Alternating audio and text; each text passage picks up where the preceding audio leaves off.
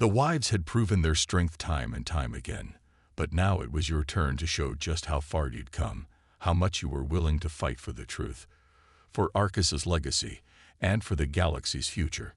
The plan was simple, but it carried immense risks. You would meet the general and his top officers head-on. If you could take them down, you could at least destabilize the rebellion, create enough chaos to disrupt their progress.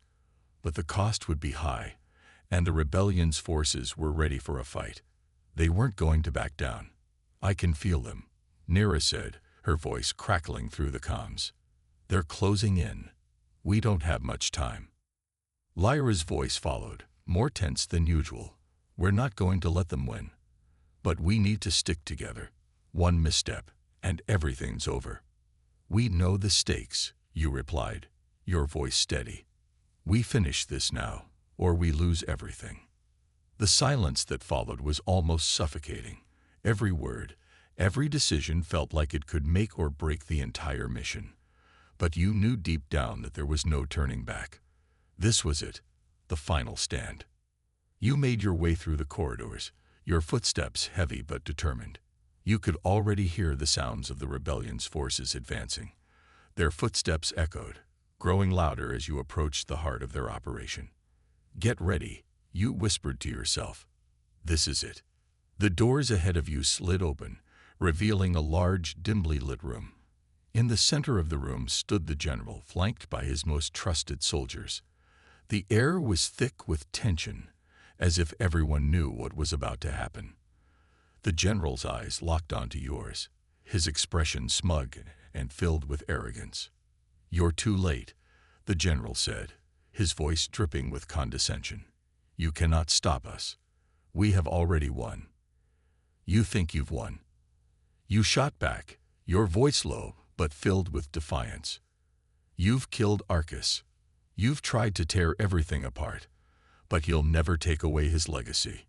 You'll never take away the truth." The general's smile faltered, just for a moment. But then it returned, cold and predatory. "You still don't get it, do you? Arcus's legacy means nothing now. It's over. You're too weak to understand the bigger picture." As his words hung in the air, you saw the wives appear at the far side of the room, their eyes fierce and ready for battle. Nira, with her control over time, was prepared to slow down the enemy's movements, while Lyra, still weakened from the previous fight, held her healing powers ready. Ilara, the most powerful of them all, stood poised, her eyes scanning the room, calculating the best way to strike. "Arcus's dream may be over," Nira said, her voice steady, "but we're not giving up. Not now. Not ever." The general looked at his soldiers, a signal to attack. His eyes flickered with dark amusement, and the air grew thick with the tension of an impending fight. The rebellion's forces surged forward, charging at you with everything they had. You raised your weapon, the hum of energy charging in your hand as the first wave of soldiers collided with your team. The sound of blasters, the crackle of energy blasts, and the clash of weapons filled the room. Time seemed to slow as Nira unleashed her power, warping the battlefield. The soldiers faltered, their movements sluggish as they struggled against the powerful force that was bending time itself. But the general was no ordinary leader. He had anticipated this. With a swift motion, he signaled for his elite soldiers to launch their counterattack. They moved quickly, cutting through the slowed soldiers and pressing toward you. Ilara reacted instantly. Her powers over gravity bent the space around her, sending soldiers flying into the walls, their bodies crashing with brutal force. Every movement she made was calculated, every strike efficient and precise. It was clear that she was holding nothing back. Lyra, despite her exhaustion, stepped in beside you, her hands glowing with healing energy. She placed her hands on your arm, and the familiar warmth of her power flowed through you, giving you strength.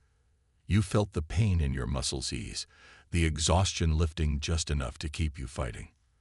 "We're not losing this," Lyra said, her voice fierce. "Not now." Before anyone could respond, the general's soldiers advanced. They were quick, skilled, and organized. They knew what they were doing, but Nera wasn't going to let them take control. With a sharp motion, she raised her hand, and time itself seemed to stretch and bend. The soldiers faltered, slowed by her power, but they didn't stop. "We need to get out of here," Nera said, her voice urgent. "This is a trap. The rebellion is stronger than we thought. They've planned everything." You were still reeling from the general's words, trying to make sense of what was happening. Everything you had thought you understood about the world, about Arcus's death, the galaxy's power struggles, was beginning to unravel. The rebellion wasn't just some random group of rebels. They were organized, powerful, and they had a strategy. They had their sights set on the legacy of Arcus, and now they were coming for you and the wives. "You've heard what he said," Lyra added, her voice calm but filled with concern. "We cannot let them take us. If they control us, they control everything. We need to fight back." You nodded, the weight of the situation finally sinking in. There was no escaping this. The rebellion was real, and their reach stretched farther than you ever imagined. "We can't just run," you said, your voice steady despite the rising panic. "We have to do something. We have to stop them." Ilara, who had been silent up until now, stepped forward. Her violet eyes were cold, her expression unreadable. "We are not running," she said, her voice low but filled with power. "We are not hiding. We will fight. But first, we need to find out who is truly behind this rebellion. We need to understand who they really are." The general's mocking laugh echoed in the background as he watched the three wives prepare for battle. "You think you can stop us? You're already too late."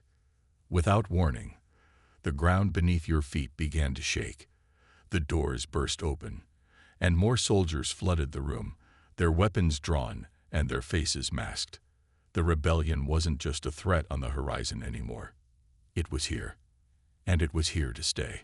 "Hold them off," Nera commanded. "We don't have much time."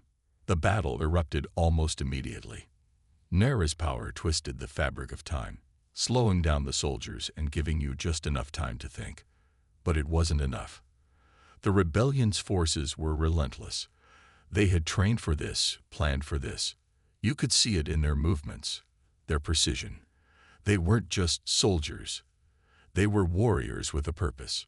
You and the wives fought as best you could, but the odds were stacked against you. Every move felt like a desperate scramble. Lyra used her healing abilities to keep everyone in the fight, but it came at a cost. Each time she healed, you could see the toll it took on her. Her energy drained, her strength weakened.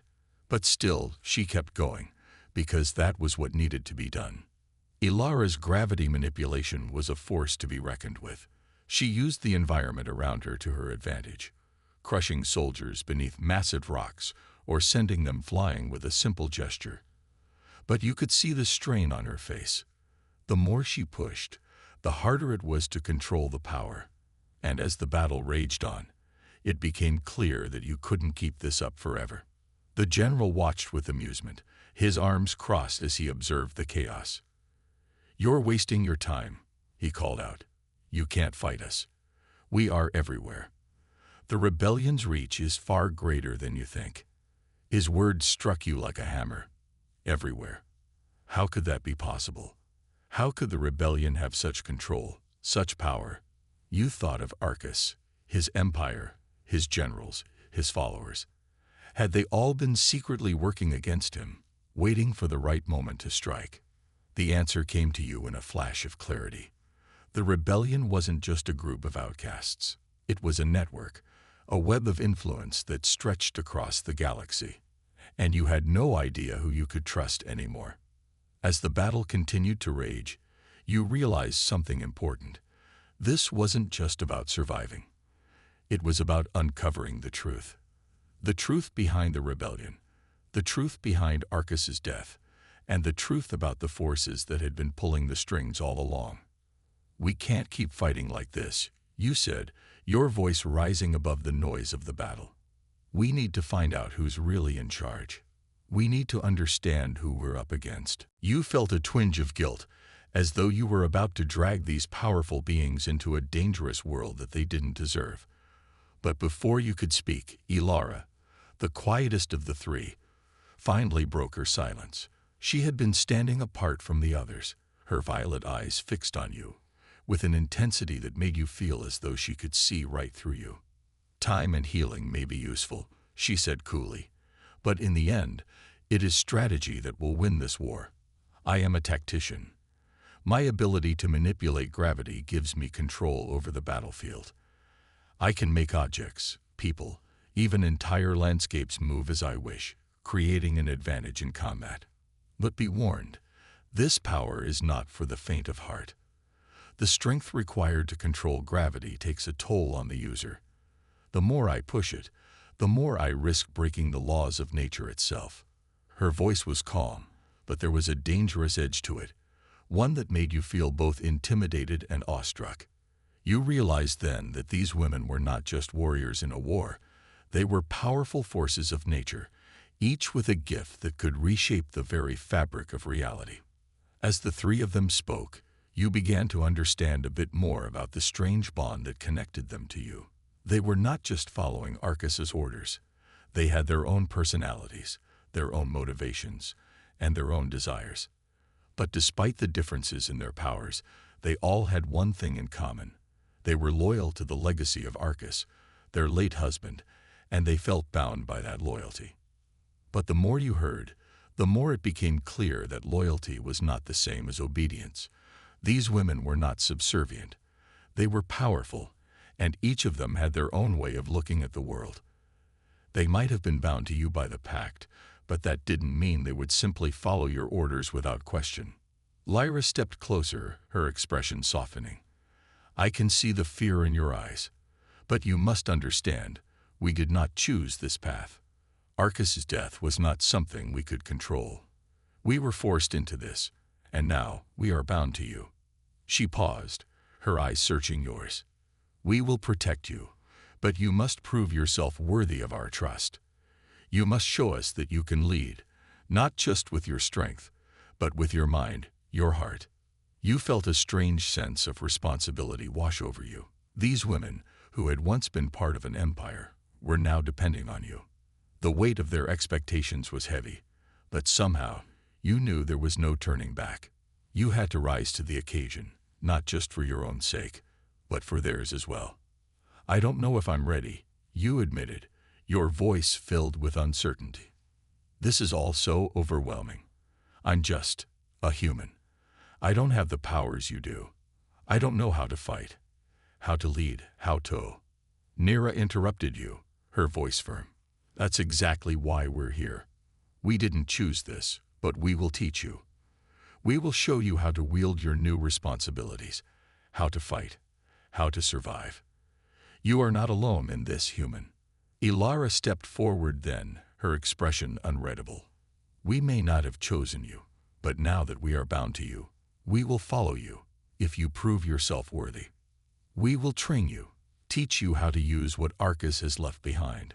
But be warned, the enemy is already closing in on us, and they will stop at nothing to take us away from you." You could feel the danger growing closer with each passing second. The ships in the sky weren't just a coincidence. They were coming for you, for the wives, for the powers that now belong to you. There was no time to waste. You had to act fast, or everything you just learned would be for nothing. "We don't have much time," Lyra said, her voice steady despite the chaos surrounding you. "The enemies are already tracking us. The ships above are just the beginning. Soon, there will be more ships, more soldiers, and they won't stop until they have us." Naira's eyes hardened as she stepped toward you. "You need to make a decision now. Are you going to lead us, or are you going to hide from what's coming?" You swallowed hard, trying to push down the rising fear in your chest. For the first time in your life, you were no longer just a passive observer in the world. You were part of something much bigger. And whether you were ready or not, the fate of not just these women, but the entire galaxy, was in your hands. "I'm ready," you said, your voice shaking. but determined. I don't know how to lead, but I'll learn. I won't let you down. Nara gave you a single, approving nod. Good, because the real battle is just beginning. It all started on a quiet evening, just like any other. You were sitting in your small apartment, watching the stars through your window, a bit bored and lost in thought. You were used to feeling small in the vastness of the universe, especially since space exploration was something you only saw in movies. But little did you know, that night would change everything. It was around midnight when your computer screen suddenly flickered. At first, you thought it was just a glitch, but then the screen went completely blank. Your heart raced as you moved the mouse to see if it was a problem with the connection. But instead of the usual desktop, a strange message popped up on the screen. It wasn't a regular text. No, this was different. Alien, in fact. At first, you couldn't make sense of it. But then, like magic, the words translated into a language you could understand. The message read, "I am Arcus, the warlord of Salgar. If you are receiving this, then you are the chosen one. My empire is collapsing, and I am dying. As my final act, I am sending you my most prized possession. 3 powerful women, bound to me by an ancient pact, are now yours. They will serve you as they served me. Their fates are in your hands." You stared at the screen, your mind racing. It felt like a sick joke. Chosen one. You thought. You were just an ordinary human, working a 9-to-5 job. Why would an alien warlord choose you for something like this? But as strange as it seemed, you couldn't deny the feeling in your gut. This wasn't a hoax. The screen went black, and for a moment, everything was silent. But then, the room seemed to shift. You looked around, confused. The air felt heavier, almost like something was waiting for you to make the next move. Just when you thought you might be losing your mind, the doorbell rang. It was a single, sharp chime, urgent, almost demanding. You jumped up and rushed to the door, your heart pounding. But when you opened it, there was no one there. Instead, on the doorstep, you saw something you couldn't possibly explain. A small, glowing orb. It hovered just above the ground, its light pulsating with an unnatural rhythm. It wasn't like any technology you had ever seen. Tentatively, you reached down and touched it.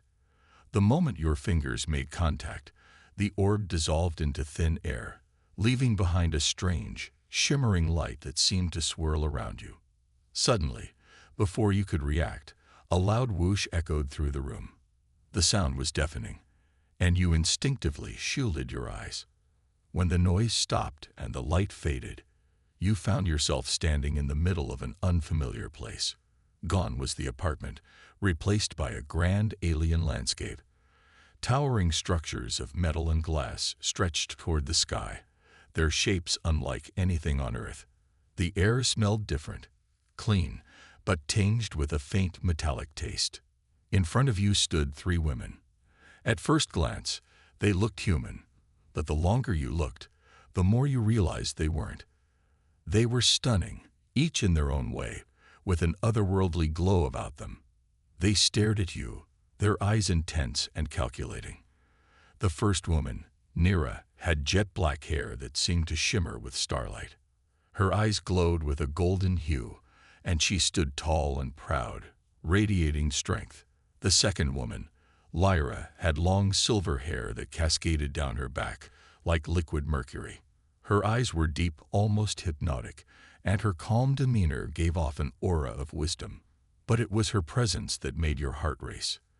There was something about her, something that made you feel like she was inside your very thoughts.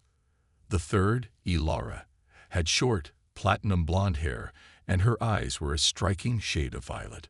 She wore a look of quiet intelligence, her expression unreadable. You could tell she wasn't just beautiful. She was also calculating, always observing, always thinking. They weren't just standing there. They were waiting for you. It was as if they had been expecting you, as if their lives had led up to this moment. But why? And why you? Nira spoke first, her voice commanding yet calm. "You must be the human Arcus spoke of. We are bound to him, but now We are bound to you." Her tone made it clear she wasn't asking, but telling. Lyra stepped forward, her gaze softening as she looked at you. "I sense confusion in you, human. But rest assured, we are not here to harm you. We have no choice but to follow the one who inherits the pact. And that is you. Your species' obsession with understanding predators will be your downfall," Tex declared dismissively. "These creatures have destroyed entire fleets. They've killed millions. They cannot be reasoned with." Hajin stepped forward, her voice clear and confident. "On Earth, we once said the same about wolves, about big cats, about every apex predator we encountered. But we learned to understand them, to work with them, even to form bonds with them. The Nexofang are intelligent, possibly more intelligent than we've imagined. They're not mindless killers. They're sophisticated beings defending what they consider their territory." "And what would you suggest?" Elder Vax asked, his crystalline form showing colors of both skepticism and curiosity.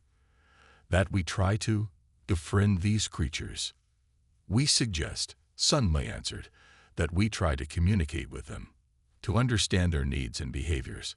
Every predator species on Earth that we've studied has turned out to be more complex, more intelligent, and more capable of interaction than we initially assumed."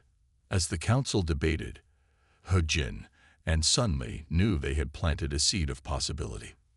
They might be dismissed now, but they had seen enough to be certain.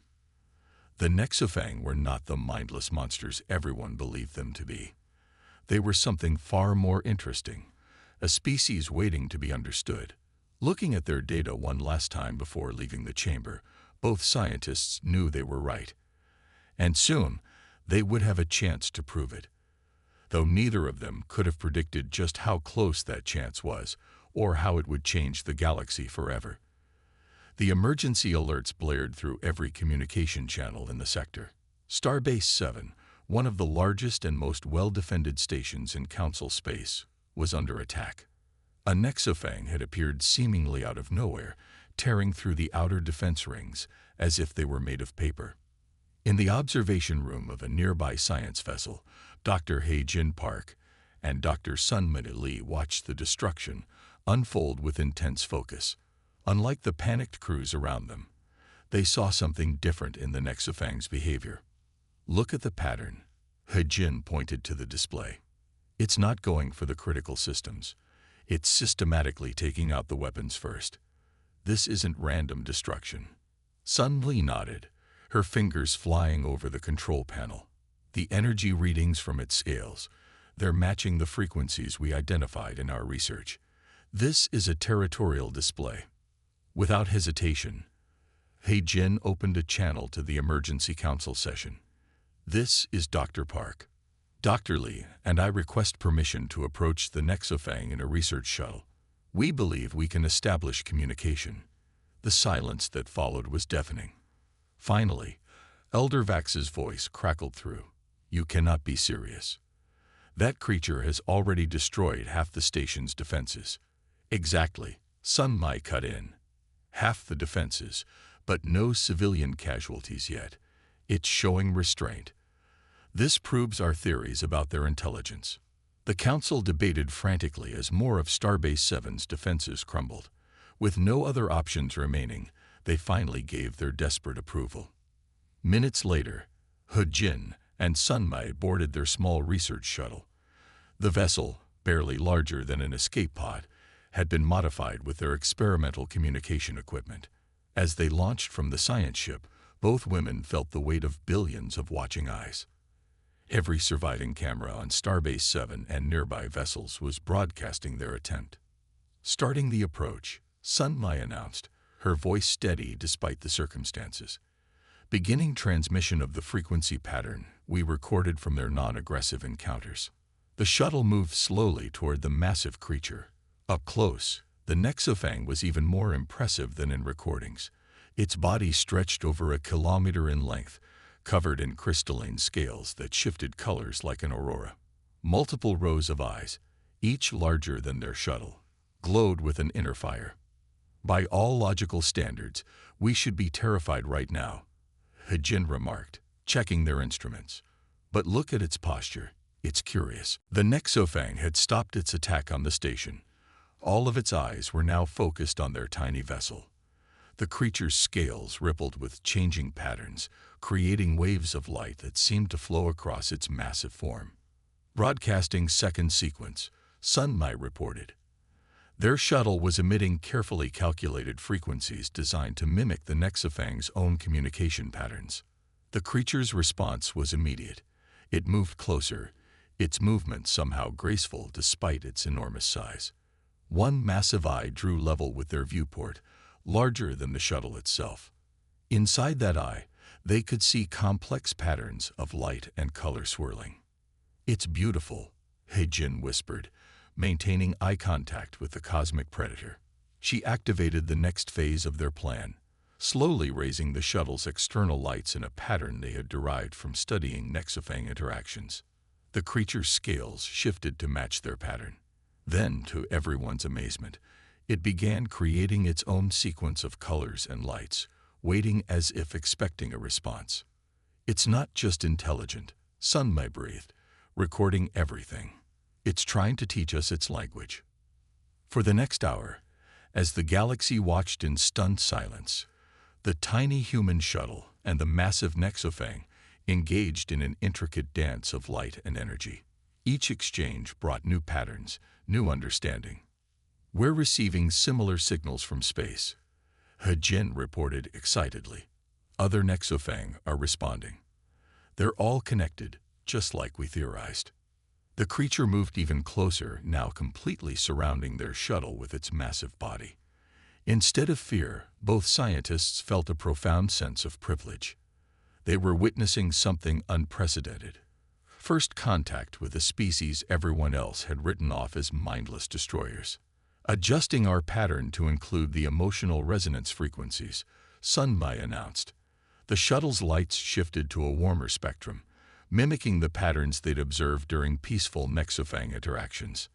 The response was immediate and stunning. The creature's scales rippled with matching warmth, and its massive body relaxed visibly. More surprisingly, it began to emit a low frequency that their instruments recognized as similar to the purring of Earth's big cats. "Send the data to the Council," Hejin ordered, unable to keep the excitement from her voice. "They need to see this. The Nexofang aren't enemies. They're a sophisticated species trying to protect their territory. And now, for the first time, we're actually talking to them." As their shuttle floated there, dwarfed by the magnificent creature, both scientists knew they had changed everything. The galaxy's deadliest predator had turned out to be something far more fascinating, an intelligent being capable of communication, learning, and perhaps even friendship. Behind them, Starbase 7's crews watched in amazement as the Nexofang slowly backed away from the station, its aggressive posture completely transformed. The creature that had been destroying their defenses moments ago was now acting as docile as a curious cat. All because two humans had thought to try understanding it instead of fighting it. The research vessel Pioneer buzzed with activity as teams of scientists worked around the clock to analyze the data from their historic first contact. In the main laboratory, Dr. Hejin Park stood before a massive holographic display, watching a recorded interaction between their shuttle and the Nexofang play out for the 100th time. "There," she exclaimed, freezing the image. "Look at the resonance pattern right before it backed away from the station. Sunmai, compare this with the recordings from Earth's whale songs." Dr. Sunmi Lee pulled up the comparative data, and both scientists gasped as the patterns aligned almost perfectly. "It's not just communication," Sunmai realized. "These are emotional signatures." The Nexofang was broadcasting its feelings. Mai Ray's latest research project involved studying Nexofang family structures. She had discovered that the creatures had complex social hierarchies and educational systems for their young. "They're not just intelligent," she explained to a fascinated audience. "They're cultural beings with their own society and traditions." The Galactic Council's latest session focused on expanding the Institute's methods to other species. "The humans have shown us a new way," one member declared. Perhaps we've been too quick to classify the unknown as hostile. As Ho-Jin watched a new group of students practice their first contact protocols, she reflected on how far they'd come. The galaxy's deadliest predator had become its most valuable ally, all because someone dared to reach out with understanding instead of fear. "You know what's really amazing?" Sun Mai said, joining her at the window. "Every new species we meet teaches us something new about ourselves." The legacy of their work continued to grow. Across the galaxy, the sight of humans working alongside Nexofang became common. The creatures that had once threatened civilization had become its guardians, thanks to humanity's unique gift for turning enemies into friends. The story wasn't just about pets or predators anymore. It had become a testament to the power of understanding, a reminder that sometimes the gentlest approach could achieve what the strongest weapons could not. In finding a way to pet the galaxy's deadliest predator, humanity had shown the universe a new path forward.